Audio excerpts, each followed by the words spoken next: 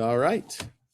So we had read chapter 3 last time, and I had a note that we were in the midst of reading the commentary on chapter 3 and then needing to read Altar. So just a second, Marlene's coming in. I'll say the bracha. She's not connected here. There she goes. Okay. So Baruch atah Adonai Eloheinu melech haolam shekidshanu b'mitzvotav v'tzivanu la'asok b'divrei Torah. So, as I said, we read chapter 3 last time of Judges, and we had left off near the end of the chapter in the commentary. Again, this is about the left-handed judge Ehud and how he assassinated the king of Moab, King Eglon, because he was using his left hand to stab him, as opposed to what everybody would be expecting, the right hand. So with that deft maneuver in privacy, he was able to kill Eglon and relieve Israel of Moabite oppression. And then, and verse 30 says that the land was quiet for 80 years. And then there's one verse about another judge, Shamgar, who defeated the Philistines, and he saved Israel too. All right, so that's just to remind us what chapter 3 was about.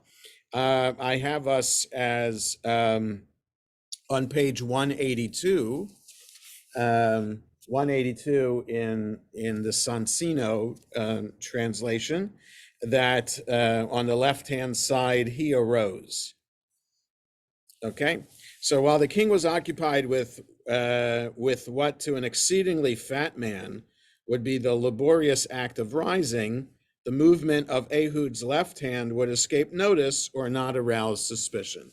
So we have to remember again that there was a word that was used to describe Eglon as being bari, and bari usually means healthy, but here it was translated as fat. So an exceedingly fat man. So because of that, his movements are slow, and that also gave Eglon extra time. Went in, the dirk was evidently not provided with a crosspiece or guard.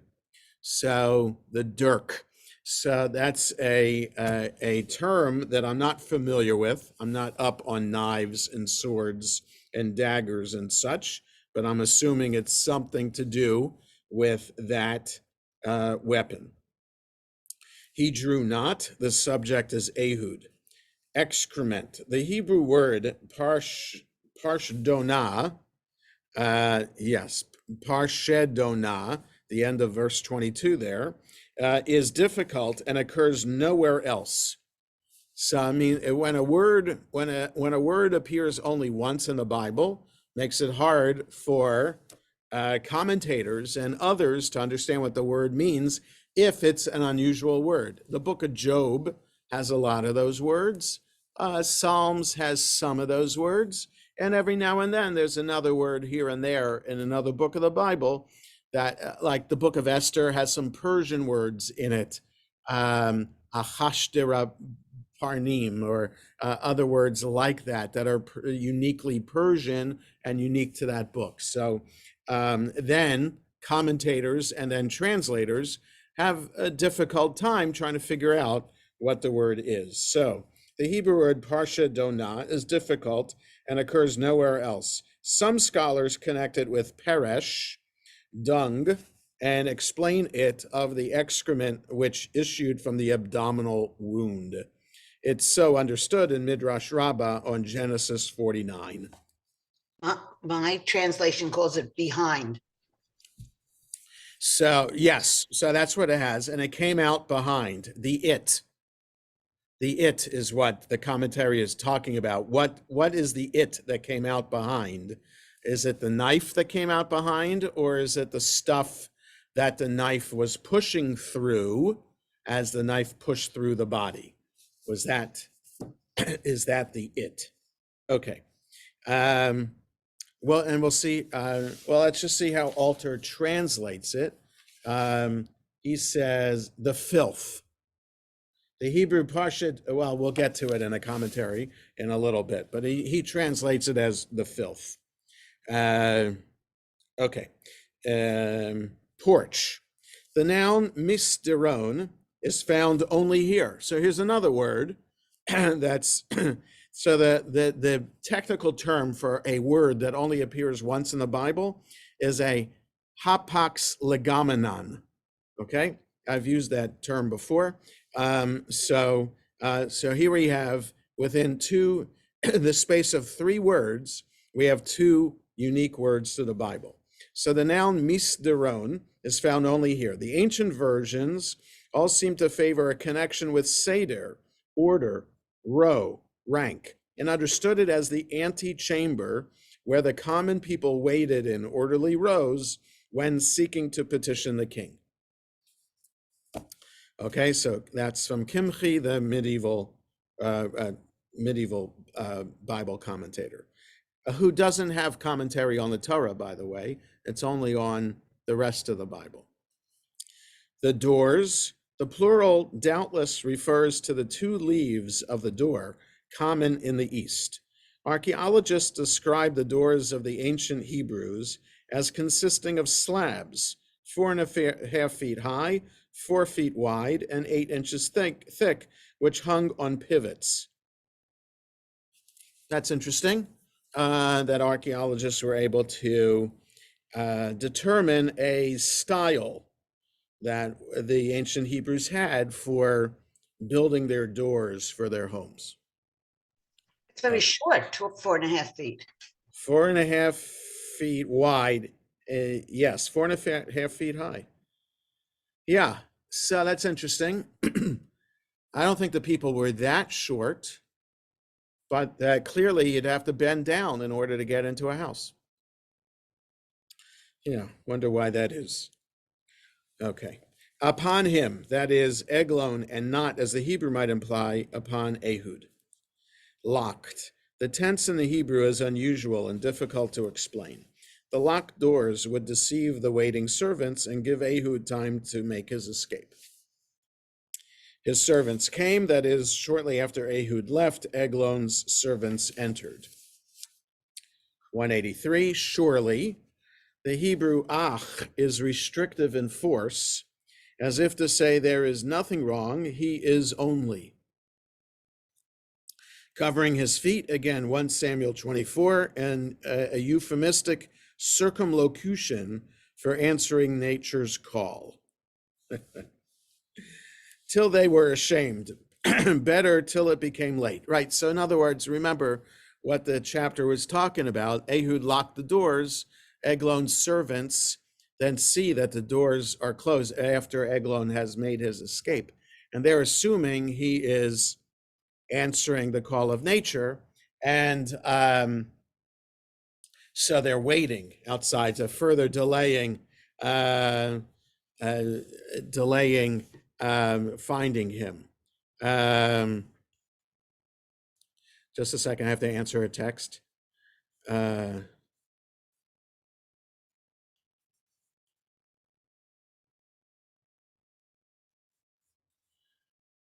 Okay. All right. So that's the being locked there.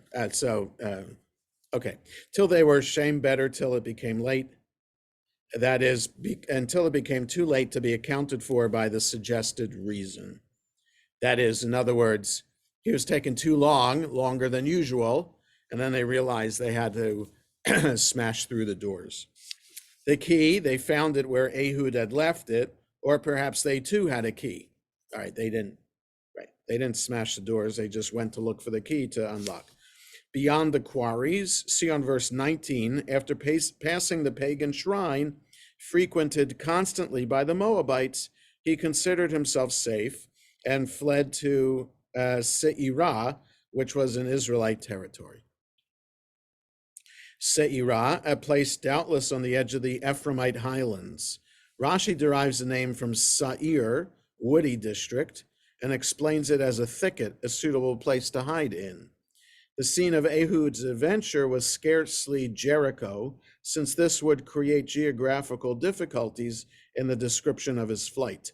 Gilgal, to which he fled, was not on the way from Jericho to Mount Ephraim, but in the opposite direction towards the fords of the Jordan and the land of Moab. It's best to assume with Rashi that Eglon was in his own land across the Jordan, and there Ehud went to assassinate him. When he came back to the land of Israel, blew a horn as a summons to arms, went down to the plains of Jericho. Follow, literally pursue. Mitzudat David is another medieval commentary, explains the meaning to be, follow me quickly. Took the fords of the Jordan. By doing this, they achieved a double purpose. They cut off the retreat of those Moabites who were residing on the Israelite side of the river and intercepted any aid that might attempt to cross from Moab. The fords of the river were near Gilgal. There is still a ford near the site of ancient Jericho. Against the Moabites, literally to Moab, which had led some interpreters to explain the fords towards Moab. About 10,000, a round number as often. Lasti, literally fat. The meaning of the clause is, all of them were vigorous and valiant men. The Moabites must have formed an army of occupation on Israelite territory. 80 years, that is 2 generations, counting from the beginning of the oppression, thus leaving a period of actual peace of 62 years duration. The spirit of the Moabites was effectively broken. They dared no more to harass the Israelites, but returned to their land on the other side of the Arnon. And now Shamgar, he was the first of 6 minor judges. His name is Pharan, and his father's is that of a goddess of war, right? So let's just, Shamgar ben Anat, right? Anat, goddess of war. Neither the period nor the duration of his judgeship is given, and it's the rabbinic view that he died in the first year of his office. As chapter 4, verse 1 ignores him, it's suggested that during his administration, Israel was sinful, and that he was unable to protect them from Canaanite oppression even in his lifetime. In verse 6, the time of Shamgar is mentioned as Israel's darkest hour before the dawn of deliverance under Deborah. And then on 185, there, the top left, an ox goad. That's how he killed the Philistines. A formidable weapon, sometimes 8 to 10 feet long, with a spike at one end and a chisel-shaped blade at the other. It's called a malmad because it teaches the ox to plow. The Hebrew letter lamed is so called because in the ancient script, it bore a resemblance to this instrument. That's interesting. Some of the names of the Hebrew letters are derived from the shape that they had and what it represents. Not quite like Chinese alphabet, or not the alphabet, the Chinese language, but kind of like that. Like the letter kuf, like a monkey, because so the tail, the long part of the kuf is like a monkey's tail. Okay, let's take a look at altar now.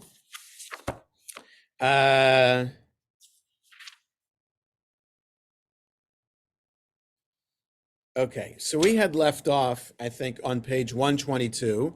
We had read the beginning of this chapter, and then the commentary and altar on it. So, right, so I think we're on verse 16 there on page 122. A gomed. This measure of length occurs only here, but it has an evident cognate garmidah in Rabbinic Aramaic, which is a cubit about 17 inches. This would be short enough to conceal the weapon strapped to the thigh. The double edge of the straight sword makes it a thrusting weapon. Typical swords of this period were single-edged and sickle-shaped and were wielded by slashing. Eglon was a very fat man. The name Eglon strongly suggests Egil, calf. In this satiric view of the enemy, he is a gross, fatted calf ready for slaughter. Pesilim, this appears to be a place name, but it means the idols.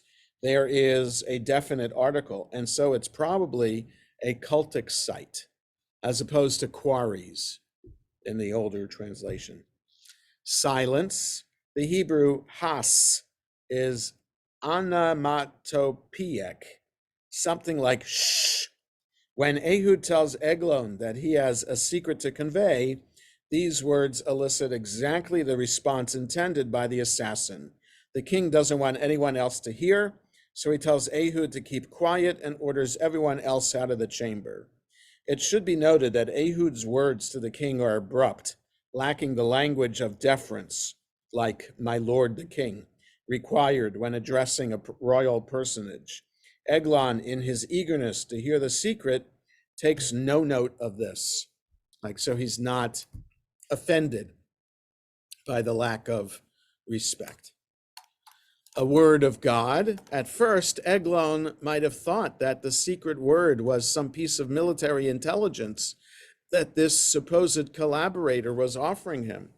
Now, Ehud presents it as an oracle, something that would be especially likely if Eglon is aware that he has arrived by way of Pesilim. In this second bit of dialogue, Ehud is even more abrupt, now omitting the title king. Eglon rises either because this is the proper posture in which to receive an oracle, or because of his eagerness to hear the word of God up close. By standing, of course, he makes himself a perfect target for the sword thrust. Ehud reached with his left hand because Eglon does not see this as the weapon hand. Ehud gains a decisive moment as he whips out the sword before Eglon can make a move to evade it.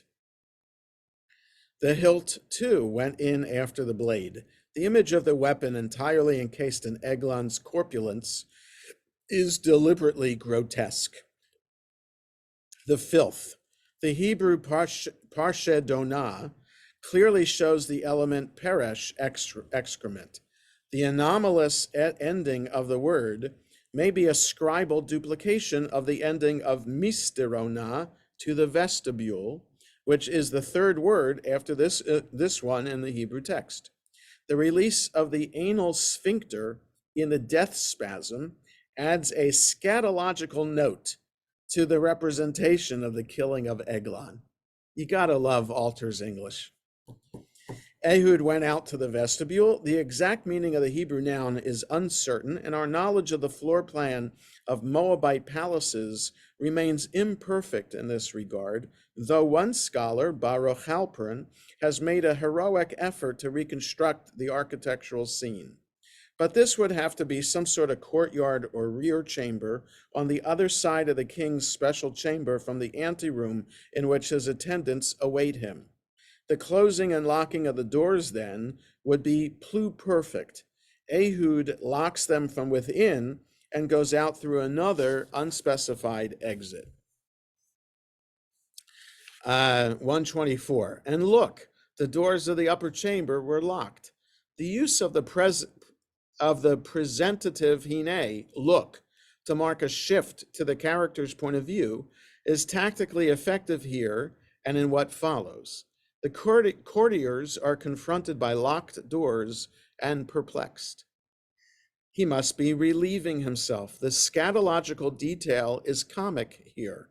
They can clearly smell the consequences of the released sphincter, and they use their inference to explain both the locked doors and the long delay. If anybody watched the Game of Thrones, there's a scene of the King Lannister sitting on a toilet in a castle too, as he gets shot by one of his children with an arrow. Okay, so Perhaps the makers of Game of Thrones, what they called showrunners, the people who write the scripts, might have taken that cue from the Book of Judges. And Ehud had escaped while they tarried. The courtiers long wait while they suppose their king was relieving himself, gives the assassin ample time to get away.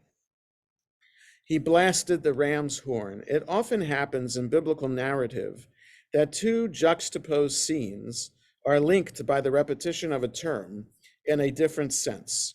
The verb taka means to stab or to thrust, and is used for Ehud's killing of Eglon. But it also means to blast on a ram's horn or trumpet, which is what he does now as a signal to rally fighters around him. Come down after me. The received text says, Ridfu acharai, which means pursue me, an idiom that always suggests hostile intent. The Septuagint, right, the Greek translation, reads ridu, come down, and it is very likely that the extra consonant generating a wrong meaning was inadvertently introduced through scribal copying in the Masoretic text. That's assuming that the Septuagint is an older edition than the Masoretic text. I'm not sure that scholars agree about that. Every stout fellow, the Hebrew adjective shamein usually means fat, but here has the sense of stalwart or strong, a double meaning also exhibited by the English term stout. Its use here, however, clearly plays back ironically against the corpulence of Eglon.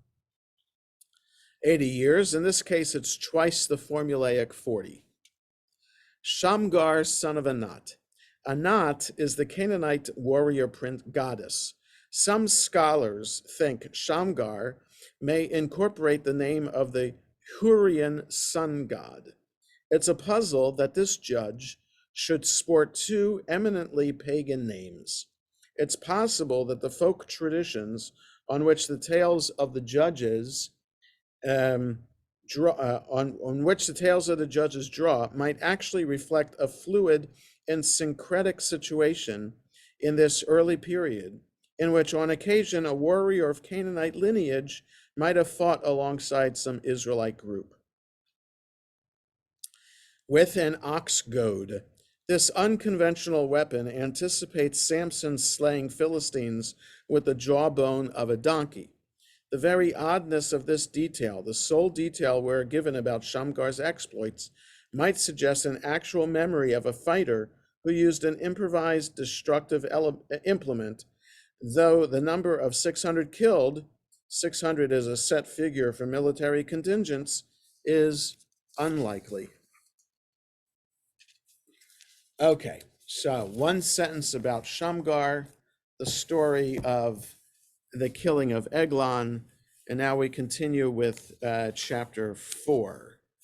And this chapter 4, we're supposed to be familiar with, but it serves as the beginning of the Haftarah for the Torah portion we read 2 Shabboses ago on Shabbat Shirah, the Shabbat of Song, which is the portion in the Torah which describes the crossing of the sea, the Israelites crossing the sea and singing a song when they got to the other side and the Egyptians were drowned in the waters as they closed back in. So that Shabbat, the Haftarah, is another song, which is chapter 5 of Judges. Ashkenazim traditionally do both chapter 4 and chapter 5, which makes it for one of the longest Haftarahs of the year, second only to the book of Jonah read on Yom Kippur afternoon. But our tradition has been, and I think most synagogues' tradition has been, just to do chapter 5 for that Haftarah and not chapter 4. So chapter 4 describes the battle. Chapter 5 is the song that's sung as a result of the victory. Okay, so Vayosifu b'nei Yisrael la'asot hara b'einei Adonai ve'ehud mate. So the people of Israel continued to do badly in the eyes of God, and Ehud is dead. So, in other words, Ehud wasn't there to save them. Ehud died, so they went back to their evil ways. Vayim Karem Adonai biyad Yavin melech Canaan, asher malach bechatzor, Visar Tzivao Sisra, Vehu Yoshev Becharoshet Hagoyim. So God handed them over into the hand of Yavin, the king of Canaan, who was king in Chatzor. Chatzor is a major archaeological site today in Israel. And I think they've uncovered layers that include from the time of the Canaanites. Canaanites in the land of Israel were known to have city-states. So it wasn't a unified kingdom. They had individual cities that each was its own autonomous entity. So Chatzor was a major one in northern Israel in the Galilee, and you can visit there and see it. Okay, so Yavin, the king of Canaan, in Chatzor, and the head of his army, the chief of staff or the captain, whatever, was Sisera, and he was in Charoshet Goyim. Vayitz'aku b'nei Yisrael el Adonai, ki teshamot rachev barzel lo, vehu lachatz et b'nei Yisrael bechozka esrim shana. So the people of Israel yelled out to God, cried out to God, because he had 900 chariots of iron, and he was oppressing the people of Israel strongly for 20 years. Okay, so the amount of time now is increasing that the people of Israel are under oppression, right? The Othniel, there was 8 years. Eglon, it was 18 years. Now it's 20 years. Okay. All right. So let's, the first 3 sentences here, let's look at the commentary. When Ehud was dead, literally, and Ehud was dead. Grammatically, the construction is explained as a postponed circumstantial clause, introducing a fact essential to the understanding of the situation. The reason that Shamgar is ignored in this narrative is perhaps to be sought in the fact that he left no mark on Israel's history. He had effected only a partial and temporary deliverance and failed to prevent the people's backsliding. Rabbi Jacob Pedanki conjectures that Ehud was still alive at the time of Shamgar, but he was very old. Malbim maintains that some evil was done while yet in Ehud's lifetime, but his merit protected them. Right, so the rabbis are just trying to make sense of Shamgar. Why does the book of Judges include Shamgar if it's only one sentence? What's the point? What are we supposed to learn from that? And that's why the rabbis and the commentators try to come up with some kind of scenario that will explain his very brief occurrence in the Bible. Okay. Gave them over, see on chapter 2:14, whereas they were previously given over to Aram and Moab, who did not belong to the 7 nations of Canaan. Now they were given over into the hands of the Canaanites to fulfill the prophecy of chapter 2, verse 3. Yavin, like Avimelech among the Philistines and Pharaoh among the Egyptians, Yavin, probably meaning intelligent, may have been a common name among the kings of Chatzor. See Joshua 11, where a different king is intended. Canaan here used as a general term for Chatzor. The reason is supplied in Joshua 11. Chatzor before time was the head of all those kingdoms. All right, so like I said, city-states, and then there's Chatzor, the biggest of them all, which for an outsider might be considered then as that's the main one. At this time, it was an honorary title, since the house of Yavin no longer ruled over Canaan, but over the remnant of the Canaanites. right? So if Joshua is true in describing that there are some bits and pieces of Canaanites around, then that's what this is. But we don't know for sure. Reigned, that is, had his capital in Chatzor. The difficulty arising from this statement, namely that Chatzor had been destroyed by Joshua over 150 years before, is removed by assuming with Kimchi that a remnant of the population had escaped to Charoshet Goyim, where they set up a new city-state under a king who also called himself Yavin, king of Chatzor. Okay, the time frame here, the 150 years, that's all about just adding up the numbers that we've seen in Joshua and Judges so far. Chatzor, see on Joshua 11, Charoshet Goyim. The meaning of the name is difficult. The Targum renders it as the strongest of the cities of the nations. The meaning of the word Charoshet is obscure. In modern Hebrew, it's a factory. Beit Charoshet is a factory. Kimchi relates it to Chorsha, forest, or it could be an orchard. There's a Chorshat HaEucalyptus is an old pioneer song. Da da da da da da da da da da da da da.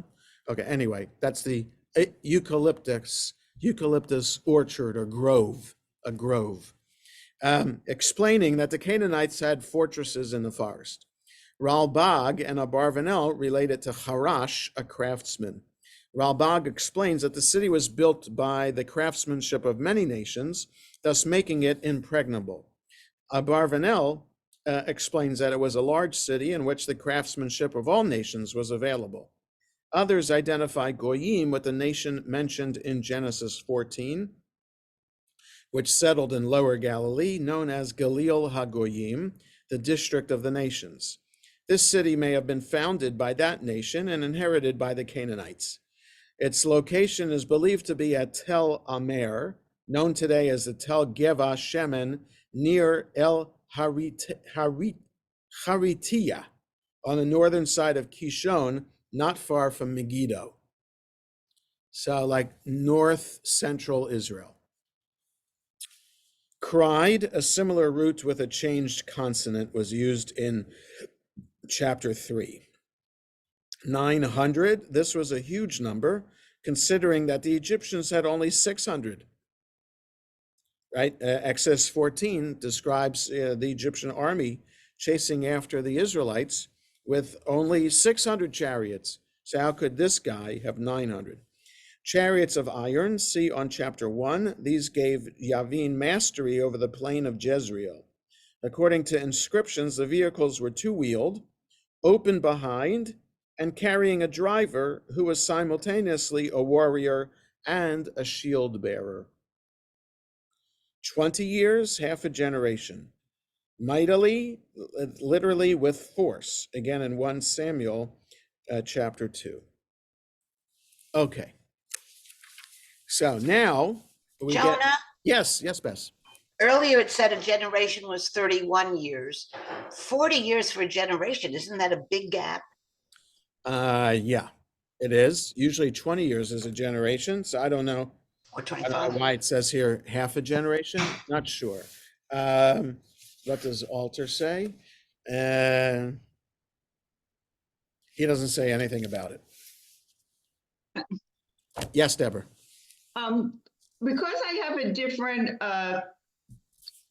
Translation, commentary. I'm getting confused. Can you say what sentence we're on? Because I read sentences 1, 2, and 3. Okay, but like when you're reading the commentary, can you tell us what sentence we're still on? Because Oh, I'm sorry. Yes. that's okay. Thanks. Yeah. I think next time we've got to make sure we're all on the same book. Well, I'm just looking at the old one now because I have the old one also. Okay. And right. It does. Yes, it is slightly different. Yeah, I got lost because it was slightly different. I'm sorry. That's okay. Yeah. All right, thanks. It makes it a challenge. Right. Yeah. Okay, so we'll go on in the Hebrew. We'll get to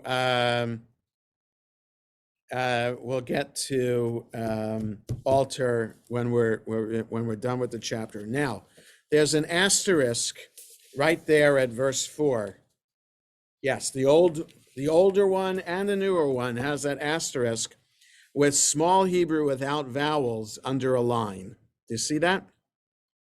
So it says 4 and then the letter V. So verse 4, and then it says Haftarat Bishalach V'yesh Matchilin Vatashar Devora. So this is what I said. The Haftarah for the portion Bishalach, which was 2 weeks ago, actually begins right here. So it doesn't start with verse 1. It begins here in verse 4. So and then it says, and there are those who begin it, that is, begin the Haftarah with the phrase Vatashar Devora, which are the first 2 words of chapter 5. Okay, so what I had just explained is just cryptically mentioned here in that footnote.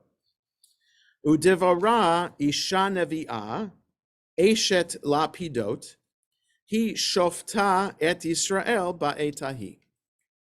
Now, so it says now devara. So the vav to start the word and.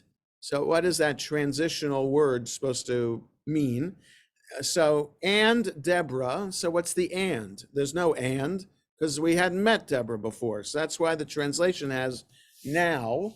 And in altar it says and. He says and Deborah. Okay, so he's more literal there. So Deborah was a woman prophetess, the wife of Lapidot. She was the judge of Israel at that time.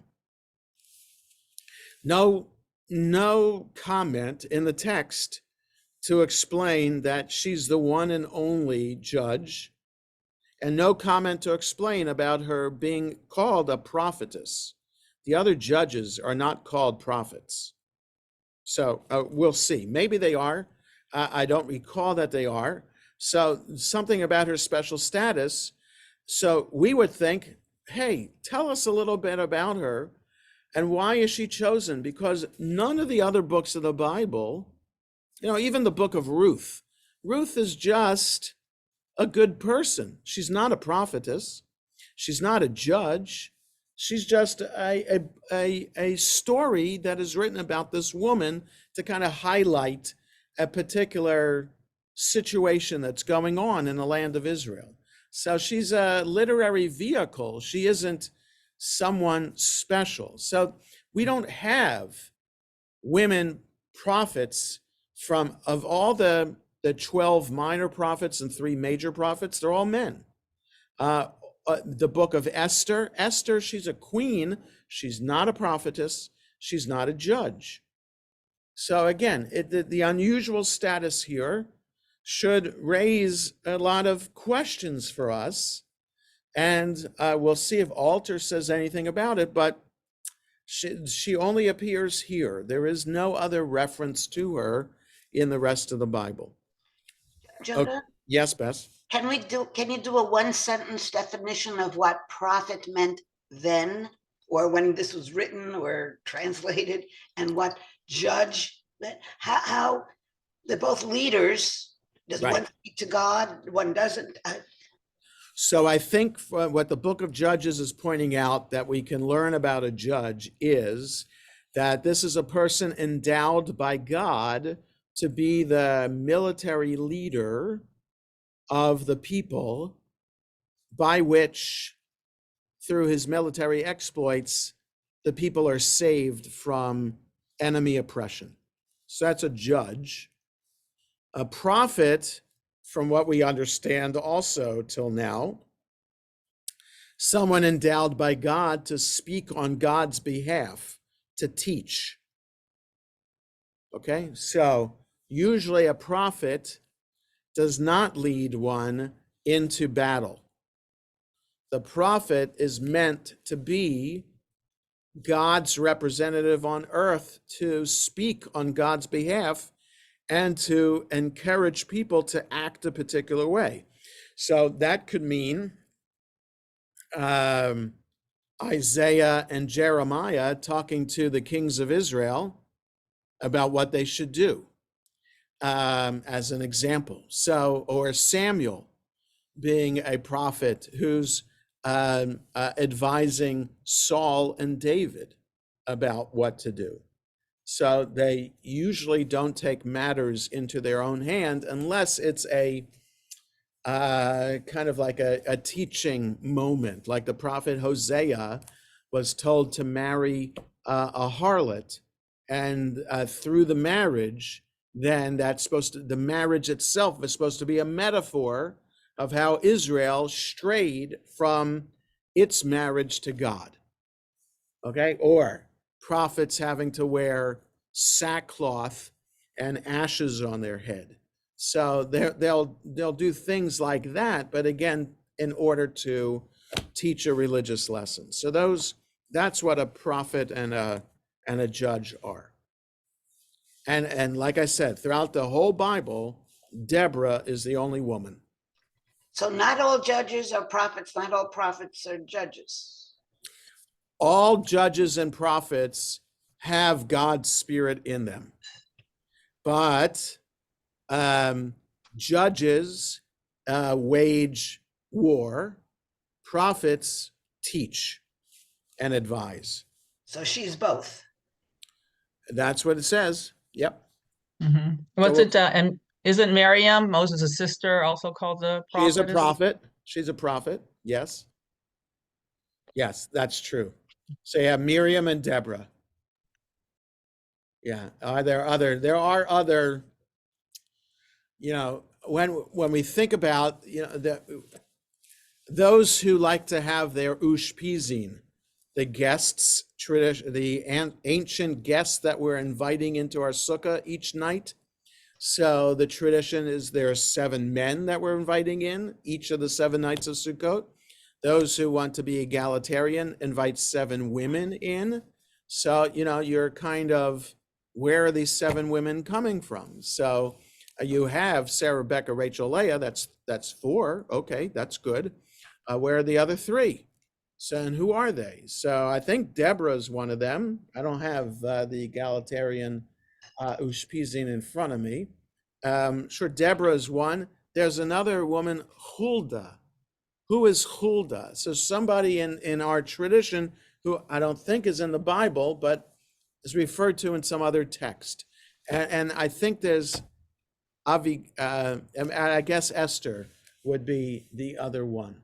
So Miriam, I don't think Miriam is included in that traditional list. Let me just, I see Didn't Tamar teach the people a lesson? She taught Judah a lesson. yes, but no, she was not referred to in any way other than being the daughter-in-law of Judah. Let me just get the Siddur off the shelf. I'm in the library at Shul. Let me just,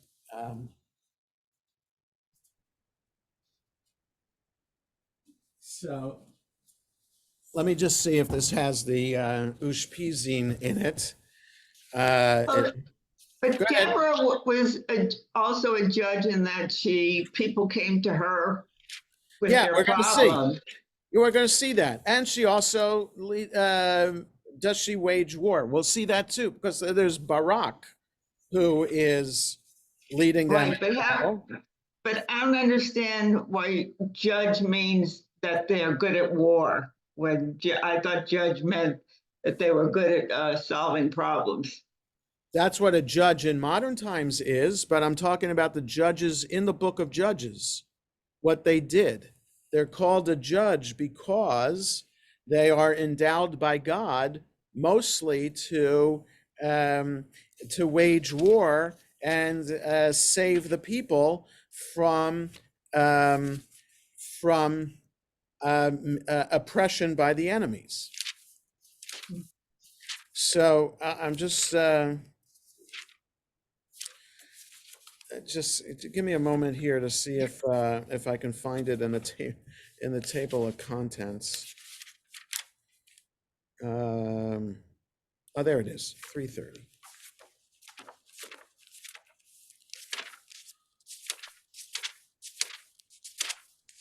Here we go.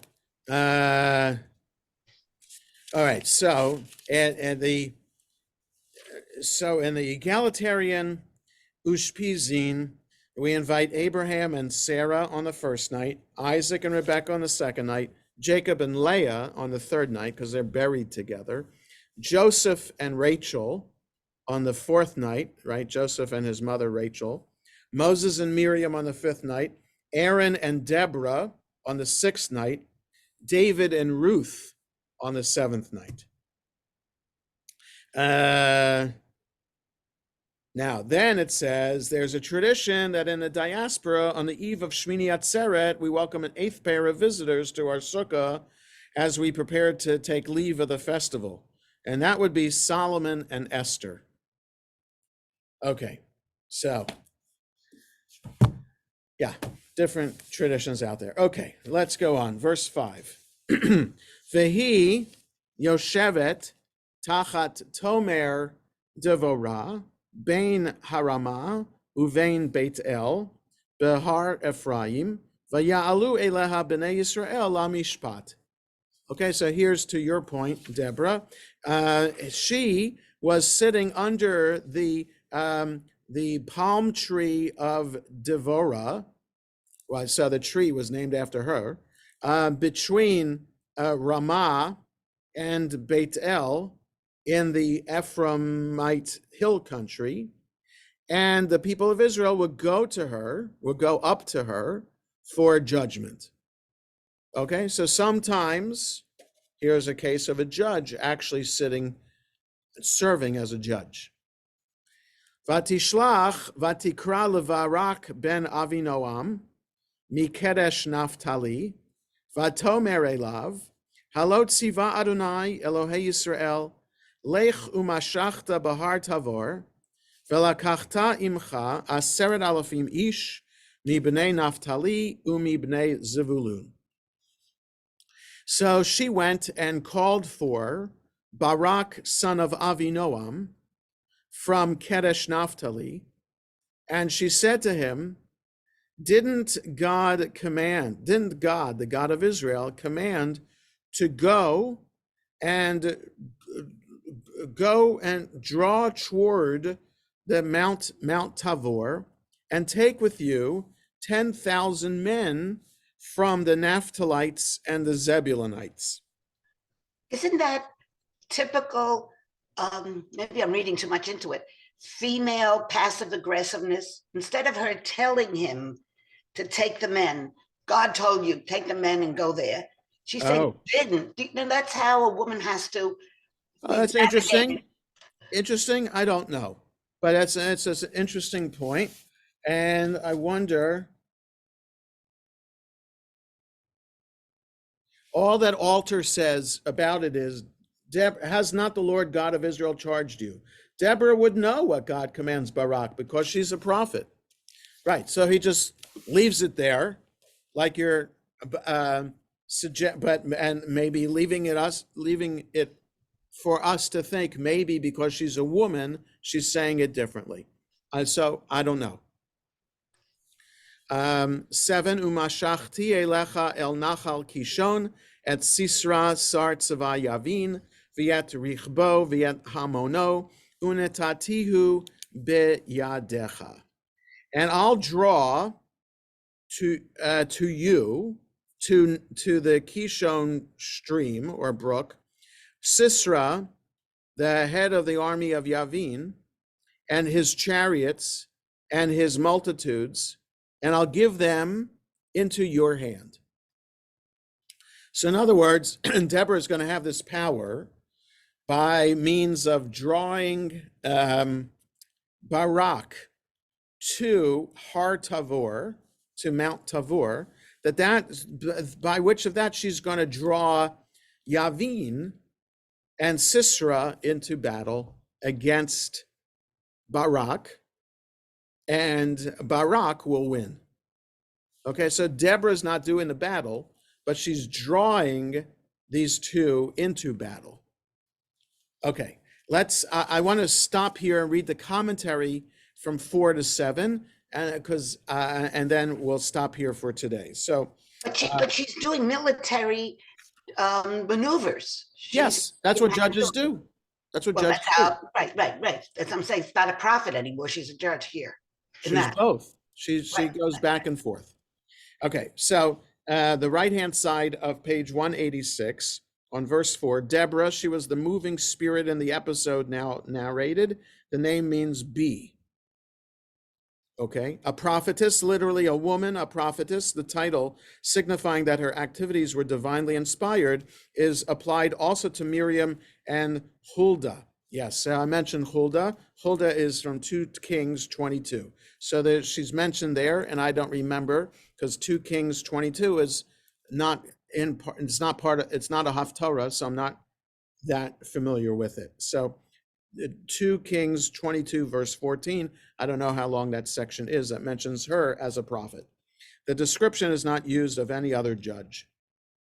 So you see, so she's the only judge of all the judges to be also called a prophet.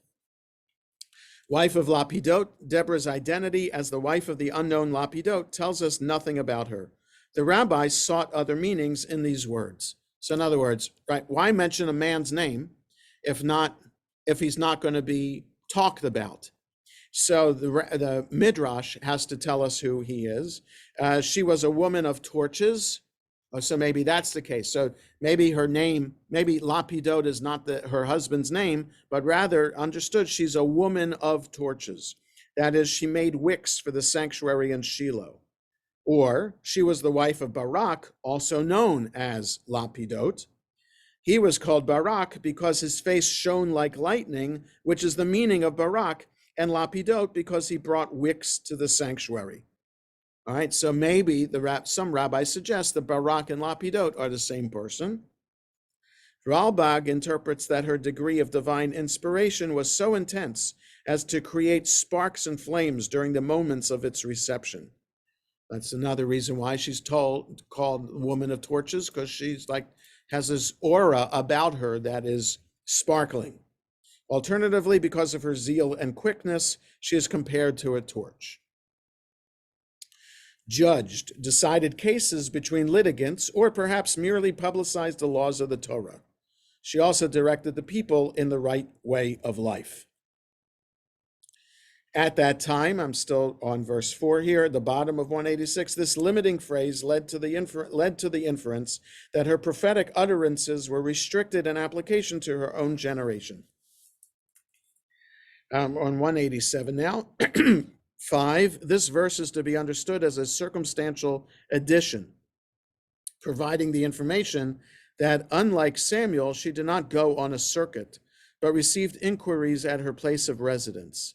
This was undoubtedly due to feminine modesty, undoubtedly. So again, a man editing the comments would put undoubtedly, but who knows?